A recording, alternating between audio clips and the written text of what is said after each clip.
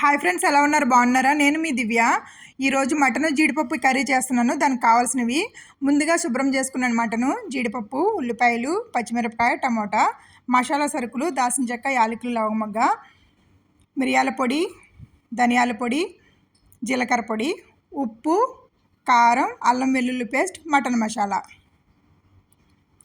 ఇప్పుడు మనం శుభ్రం చేసుకున్న మటన్ని ఉప్పు, కారం, అల్లం పేస్టు, కొద్దిగా పసుపు వేసుకుని బాగా కలుపుకొని 10 నిమిషాల పాటు పక్కన పెట్టుకుందాం.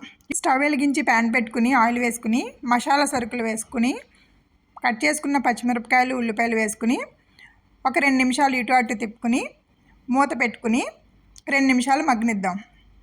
నేను వేసుకున్న ఉల్లిపాయలు మగ్గిపోయి ఇప్పుడు నేను అల్లం వెల్లుల్లి పేస్ట్ వేసుకుని ముందుగా నేను ప్రిపేర్ చేసి పెట్టుకున్న మటన్ కూడా వేసుకున్న తర్వాత 2 నిమిషాలు తిప్పుకొని మటన్లో నుంచి వాటర్ పైకి తేలే వరకు ఉడికించుకోవాలి.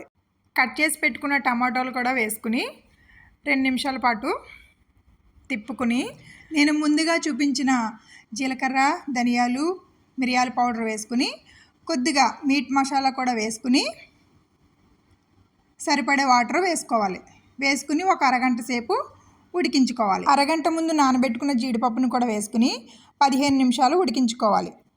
అంతే ఫ్రెండ్స్, ఎంతో గుమగుమలాడే మటన్ జీడిపప్పు కర్రీ రెడీ. ఇలాంటి మరికొన్ని వీడియోల కోసం మన ఛానల్ని సబ్స్క్రైబ్ చేయండి.